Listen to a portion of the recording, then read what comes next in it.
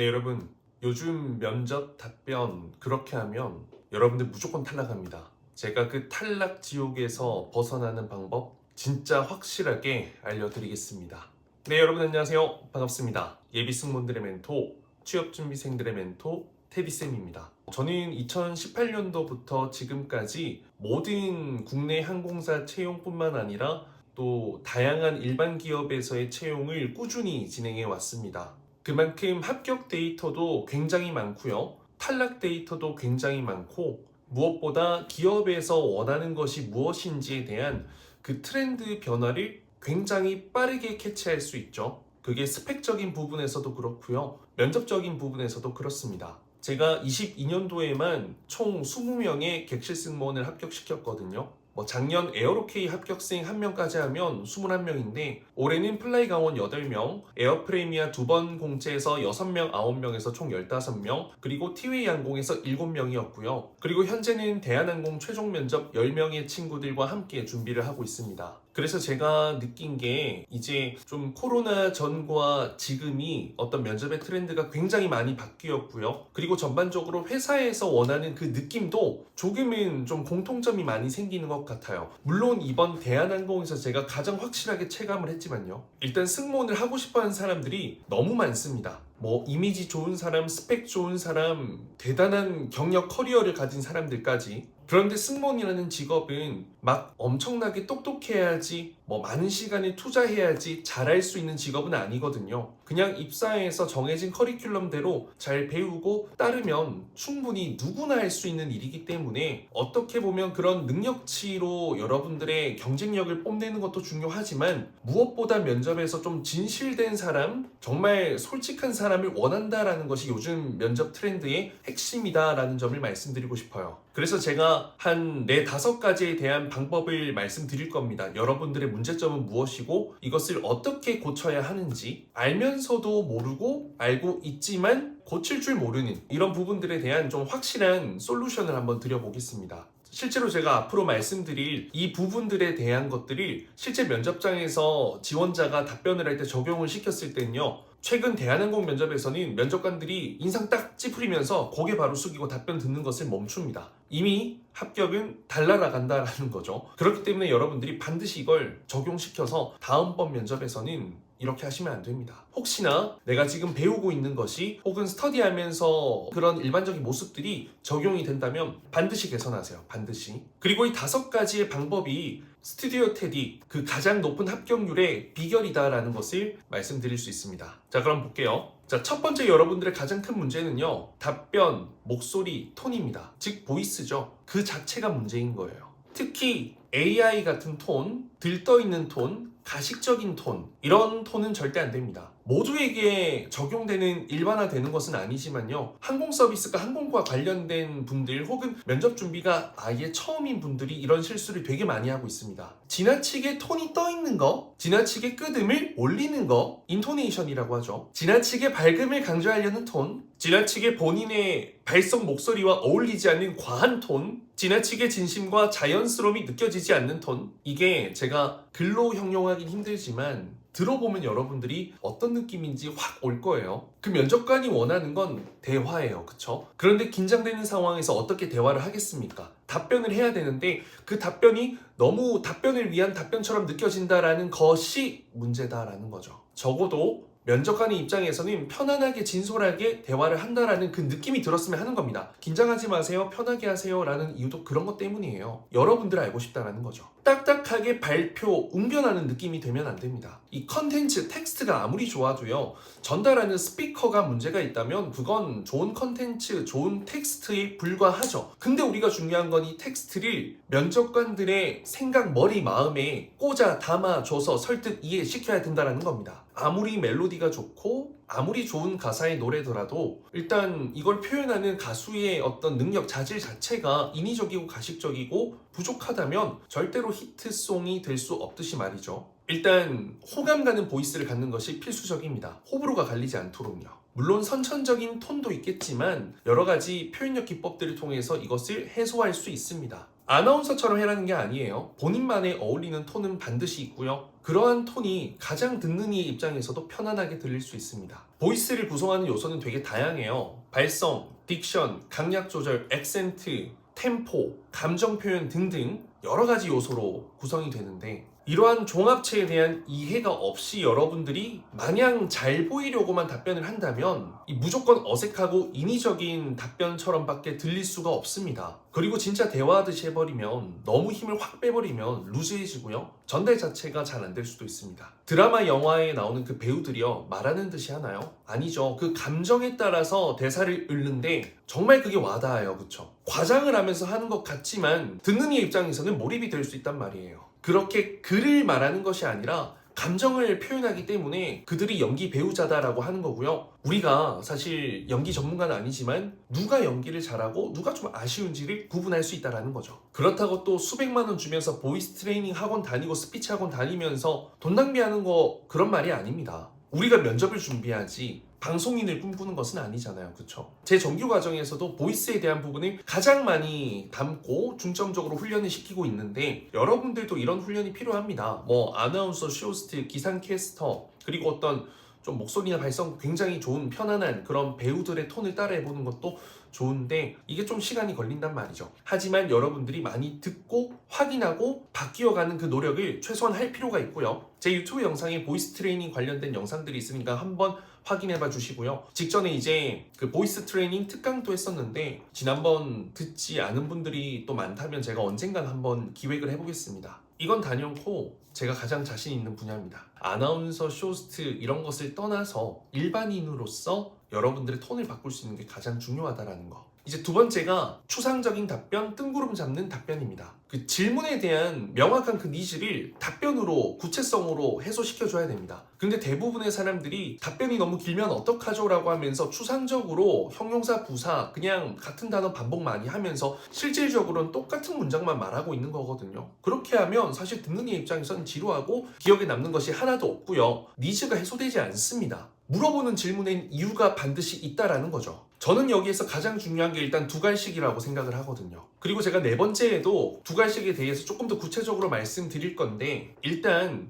조금은 구체적인 어떤 내용을 담아 주셔야만이 듣는 이의 입장에서 더욱더 진짜 같아요. 저는 그것을 좀 일상적 디테일이다라고 표현을 하는데요. 뭐 단순히 뭐 음료수를 마신다라고 하기보단 오렌지 주스라는 것으로 좀 구체적으로 표현하는 거 있죠. 그래서 조금 답변의 구체성, 디테일을 살리다 보면 답변이 다소 길어질 수는 있어요. 조금 더. 그런데 짧게 말해서 아무것도 남기지 않는 답변보다는 표현력을 살려서 더 듣고 싶게끔 만들고, 여러분들이 그 안에서 조금 더 구체성, 디테일을 넣어준다면 훨씬 더 구체적이고 내 니즈가 해소된, 그리고 무엇보다 좀 똑부러지고 야무진 그런 느낌을 줄 수가 있습니다. 물론 답변할 때는 좀 부드럽고 따뜻하고 편안하게 이야기를 해야겠죠. 그리고 절대로 여러분들이 하지 말았으면 하는 건요, 뭐 한 가지 경험을 너무 구구절절 상세히 설명을 하는 것은 저는 절대 비추라고 생각합니다. 경험 같은 경우에는 반드시 두 문장 미만으로 답변을 해주셔야만이, 요약할 수 있어야만이 효율적으로, 효과적으로 면접관에게 답변이 전달될 수 있고 이해하기도 쉽고 듣는 이 입장에서, 청자 입장에서 따라가기도 쉬워요. 저 같은 경우에는 우리 학생들의 답변을 결코 짧게 만들지 않거든요. 이제 공백 제외 기준으로 250자에서 뭐 280자까지 하는데,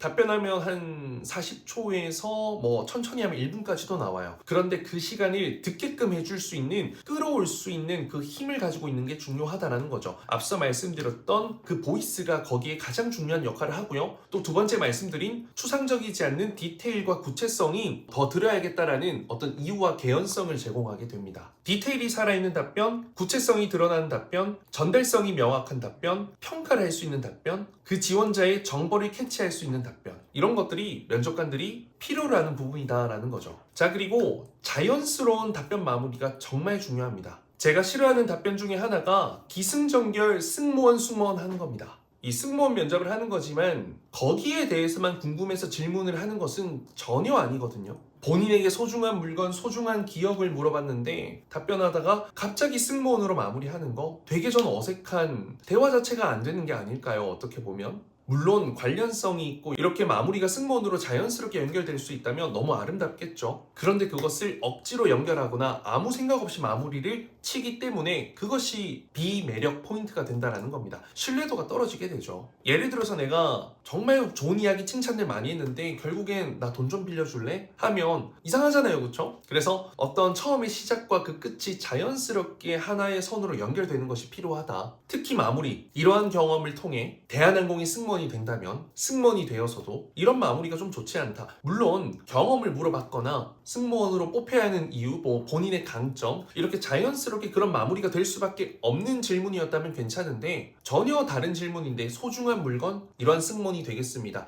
이상하다라는 거죠. 앞뒤가 맞지 않은 마무리는 좋지 않다라는 거. 뭐 직무 역량이나 대놓고 이제 승무원으로서의 어떤 자질을 물어보는 답변이라면 충분히 괜찮아요. 근데 문제는 인성 질문입니다. 너에게, 나에게 대해서 좀 진정성 있게 너가 알고 싶어서 물어본 질문에 대해서는 적어도 그렇게 마무리를 하는 것을 좀 지양하고요. 자연스럽게 질문에 대한 마무리가 될 수 있도록 소중한 물건? 그러면 이래서 저는 이 물건이 제게 너무나도 소중한 것 같습니다. 앞으로 이러한 물건만큼은 또 제가 정말 오랜 시간 좀 소중하게 간직하고 싶습니다. 뭐 이런 식으로 마무리가 돼야 된다는 거죠. 다시 말씀드리지만 면접관은 대화를 원하는데 진짜 뭐 그냥 대화를 원한다라는 느낌보다는 그들이 원하는 것을 좀 솔직하게 있는 그대로 너의 그 생각, 너의 경험이 궁금하다. 너가 궁금하다라는 겁니다. 너가. 그렇다고 해서 여러분들 오해를 하면 안 되는 게 면접에서 내가 어필해야 되는 부분은 확실히 어필을 하고 가야 됩니다. 근데 질문을 딱 한 개만 받는 게 아니죠. 2개, 3개까지 받기 때문에 뭐 자기소개, 지원 동기, 경쟁력 뽑아야 하는 이유 이런 것 같은 경우에는 여러분들의 경쟁력, 강점, 경력상 내가 얼마나 서비스 잘하는지 얼마나 많이 노력했는지를 어필을 하긴 해야 돼요. 그런데 그런 게 어필이 한 번이라도 됐다면 뒤에서는 편안하게 솔직함으로 가도 좋고요. 앞에서 편안한 솔직함으로 갔다면 뭐 면접 끝나기 전에 내가 얼마나 노력했는지에 대한 부분은